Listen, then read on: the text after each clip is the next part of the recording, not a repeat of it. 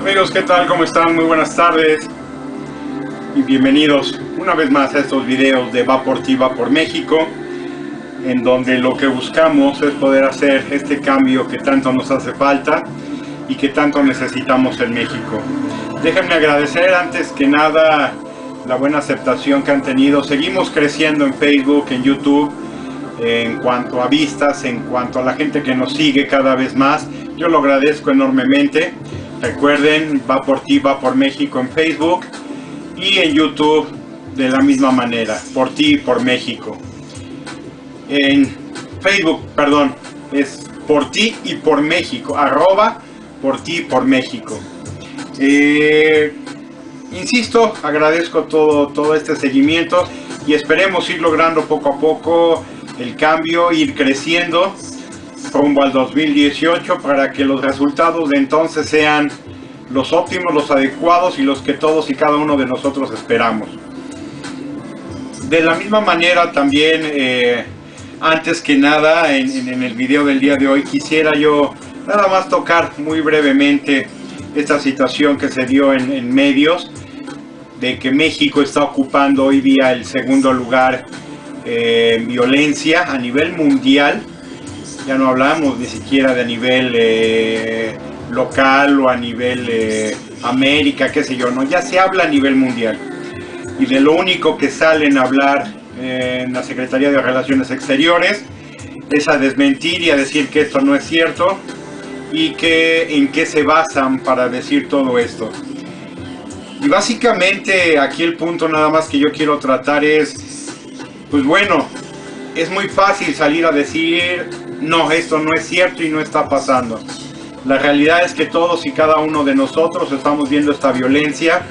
Como yo lo mencioné antes, se habla ya de cerca de 1 millón de personas muertas, fallecidas por cuestiones de violencia, no necesariamente narcotráfico, que es lo que esgrime el gobierno, sino todo tipo de violencia.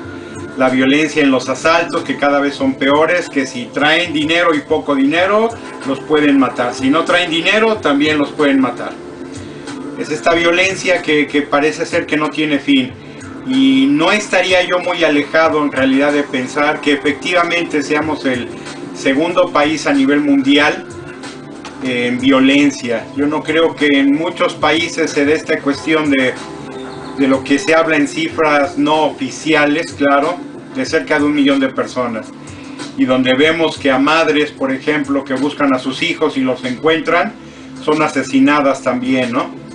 Entonces, esto va un poco aunado, porque mucha gente me ha preguntado, precisamente en esta área de seguridad, ¿y qué es lo que yo propongo?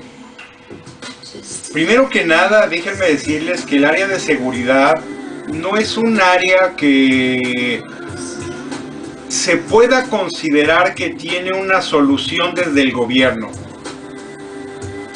Porque en verdad que no es así. Tenemos que ir más allá y tenemos que analizar más allá de cuestiones de gobierno. Finalmente sí tiene que ver con una cuestión económica, de vida de los ciudadanos de un lugar. Porque a razón de que se tenga trabajo, se tenga una buena economía, inclusive una buena educación académica, se logra abatir en mayor proporción este tipo de problemas. No es una cuestión de que pudiéramos decir, vamos a ir en contra del narcotráfico, vamos a eliminar el narcotráfico y ya la violencia ya se acabó. No. Y no puede ser, porque la violencia se da en muchos niveles, no nada más en el crimen organizado. Insisto, hoy día estamos viendo crímenes en cualquier colonia, en cualquier zona, en cualquier área prácticamente, por asaltos, secuestros y muchos otros, robo de autos, lo que son también este secuestro de mujeres, que muchas veces terminan en feminicidios. Aquí la problemática, insisto, es muy compleja y tiene que ver con muchos aspectos. Pero veía yo también, por ejemplo, y me remito un poco al pasado. Yo recuerdo, estamos hablando de los 70s, en donde en un programa que entonces pasaba en México, que hoy día todavía existe en Estados Unidos, pero que en México ya no, con Juan Ruiz Gili, se hablaba, y por ahí lo mencioné en un video anterior, en el que el programa se llamaba 60 Minutos, en donde Juan Ruiz Gili tuvo, no sé si el valor o cómo expresarlo, de entrevistar a asesinos a sueldo, algunos de ellos ubicados en el área de Tepito. Asesinos que de esto vivían, ¿no? Que ellos lo decían: yo soy asesino por un precio. Obviamente no se veían sus caras, no se presentaron más nada, ¿no? Era el testimonio, básicamente lo que se buscaba, de conocer una situación. Estamos hablando de los 70s. Y posteriormente fue y se le preguntó a las madres de estas personas o a familiares, obviamente también en anonimato, y se les decía: señora, señor o familia, ¿saben ustedes que sus hijos son asesinos a sueldo? Y las familiares defendían a capa y espada: no, eso no es cierto, eso no es real. Ellos no son ningunos asesinos, son buenos muchachos que trabajan, que hacen el bien, no son ningunos criminales. Y se les cuestionaba y se les decía: señores, que su propio hijo fue el que nos acaba de decir ello. No, eso no lo creo, eso no puede ser posible. Ellos no son eso que ustedes dicen. Y es aquí donde yo considero que empieza el problema. Finalmente se agrava efectivamente con situaciones económicas como las que estamos viviendo en México, donde un servidor, y será en otro programa, en otro video, hablará muy específicamente de cuáles son mis propuestas en esta área. Pero tiene que ver con cuestiones económicas, tiene que ver con cuestiones de valores. Pero lo más importante es que tiene que ver más que con el crimen organizado, en el cómo se inicia. Y esto tiene que ver con la familia. Yo entiendo que las necesidades de las familias hoy día dan para que mamá y papá salgan a trabajar y el niño se quede con la abuelita, con el tío, con la tía. Mucho de esto de los feminicidios, y lo hablaba yo, y mucha gente, principalmente mujeres, estuvieron de acuerdo conmigo, muchas otras no. Y el punto era que yo argumentaba que muchos de los feminicidios también hoy día tienen que ver con esta incursión de la mujer en áreas criminales. Y no estoy inventando nada, señores, créanme con lo que les estoy diciendo. Ustedes pueden ver en YouTube cantidad de asesinatos, secuestros, asaltos principalmente, en donde muchos de estos quedan filmados, videofilmados, con estas cámaras de seguridad que hoy día se tienen, y donde se ve a mujeres participando. En asaltos donde también vemos mujeres, en otro tipo de negocios vemos mujeres asaltando también. Las mujeres tristemente están entrando a este círculo también de criminalidad. Y no digo que sean todas. Yo sí considero que en la minoría de los casos, o en el menos de los casos, las mujeres se dedican a esta actividad. Mucho es en otras como secuestro, trata de blancas, y esta cuestión, por ejemplo, que pasa en Tlaxcala, de compra-venta de mujeres, que todo mundo lo sabe, que parece ser que nadie hace nada. Pero insisto, lo más importante es que tenemos que atacar esto también desde casa, porque ahí es donde empieza el problema. No tenemos niños de 12 años asesinos y criminales hoy día, porque todo iba muy bien en la casa. Finalmente, como les digo, si bien entiendo que tiene que ver con problemas muchas veces económicos de una familia, tiene que ver más, creo yo, con esta pérdida de valores que se está dando. Insisto, un niño no se hace criminal nada más porque sí. Si tiene un ejemplo adecuado, agradable, bueno de familia, difícilmente se dará esta situación. Y no lo digo yo también, sino lo han dicho muchos especialistas. Los niños son finalmente un resultado de lo que ven. Y si lo que los niños ven es violencia, agresividad y problemas, esto se va a demostrar un poco más adelante. Estos niños que hoy día presentan un problema grave a nivel de destrucción familiar, violencia intrafamiliar, muy probablemente vayan a ir por este camino. Y es ahí donde tenemos que atacar, y es ahí donde más problemas también tenemos. La educación vamos a tenerla que corregir, la economía tendremos que corregirla, y todas estas áreas, pero la cuestión de familia es muy complicada de corregir porque poca gente acepta y reconoce que tiene un problema. Y si no empezamos a abrirnos aquí, cualquier propuesta, cualquier situación que queramos hacer sin ayuda de todos y cada uno de ustedes será muy complicado. Y es que en verdad, señores, poco podremos hacer en cuestiones de criminalidad y avances en esta si nosotros y cada uno de nosotros no ponemos nuestro granito de arena. Aquí, más allá que lo que puedan hacer las instituciones, lo que pueda hacer el gobierno, que finalmente también es mucho, es lo que nosotros podemos hacer y cómo podemos empezar.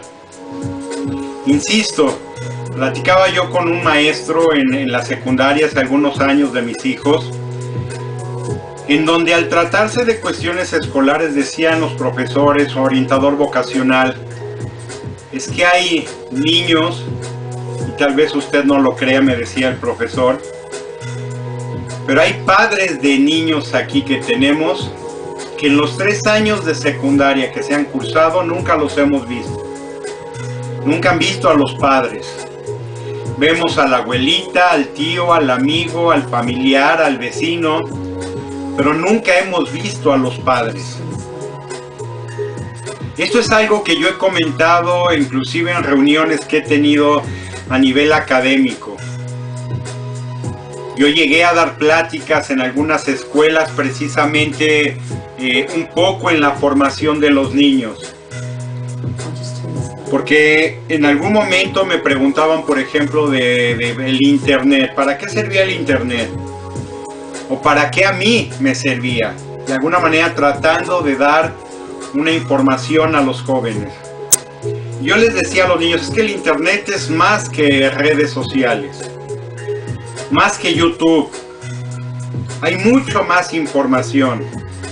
Hay libros, hay cursos, hay tutoriales de lo que gusten y manden, idiomas, académicos, programas de cómputo, lo que ustedes quieran lo encuentran en internet a costo y gratis. Entonces yo les decía a los jóvenes, es que hay algo más, hay un mundo más allá que el de las redes sociales. No todo es Facebook, no todo es Twitter, no todo es Instagram. Hay miles, si no es que de millones cosas más en el internet. Y tenemos que aprender a utilizarlas. Y enseñarle a nuestros hijos a utilizarlas. Porque esto no es entretenimiento propiamente de niños sin sus padres.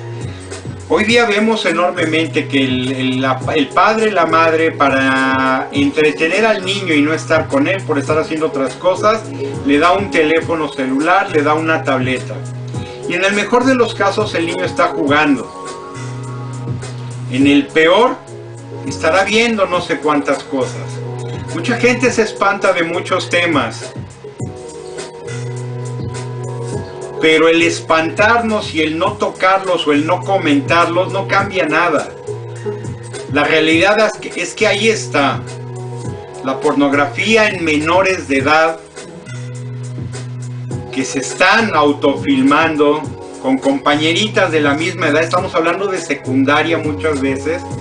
Niños de 15, 16, 17 años. Y que ahí están en las redes, ahí están en el internet. Y mucha gente alguna vez me criticó eso. Decía, bueno, ¿y tú qué estás viendo eso? Es que si quiero hablar y quiero cambiar algo, pues primero tengo que darme cuenta de qué es lo que está sucediendo. El hecho que insisto de que no hablemos de ello, o que la gente no quiera tocar este tema, no quiere decir que no existe. Quieren hacer como que no existe.